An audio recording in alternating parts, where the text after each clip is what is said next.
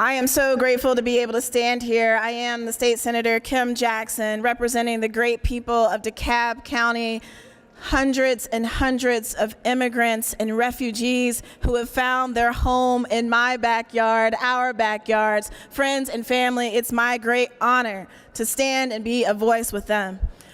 I'm here to introduce to you all my bill, SB 389, the final in our package of Fight Back on ICE bills. Let me tell you just a quick story, because I'm a preacher.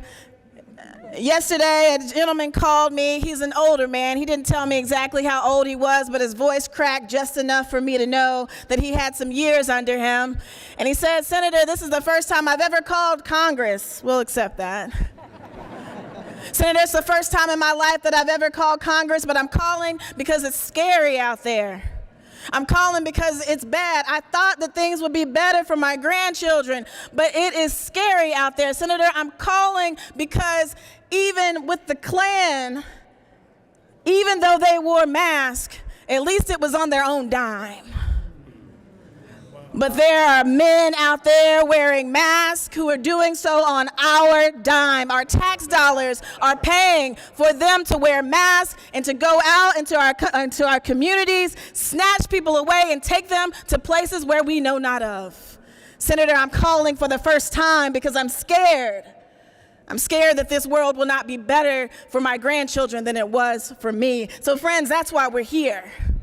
We are here to call for no more masks for ICE. It's time to unmask ICE.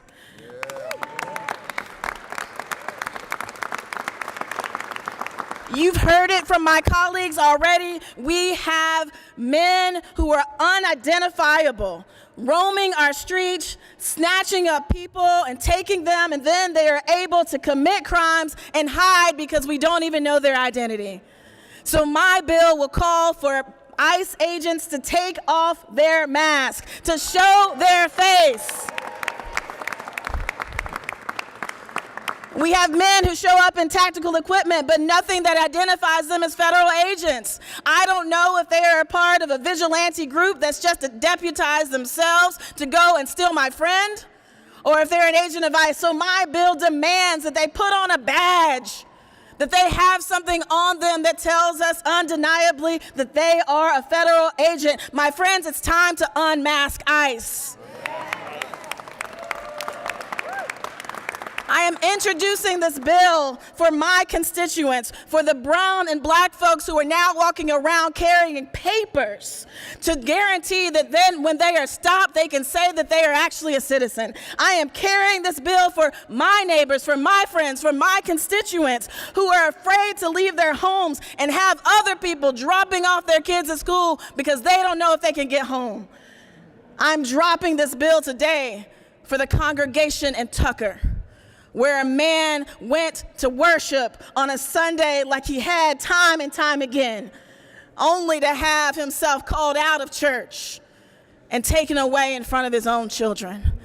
I'm dropping this bill today for all of the children who now grieve because their parents have either been deported or are somewhere in a detention center that they don't even know where it is, or they've simply disappeared because they're afraid that ICE might find them. Today, we are calling for my ICE to be unmasked, to end the terror, to end the fear.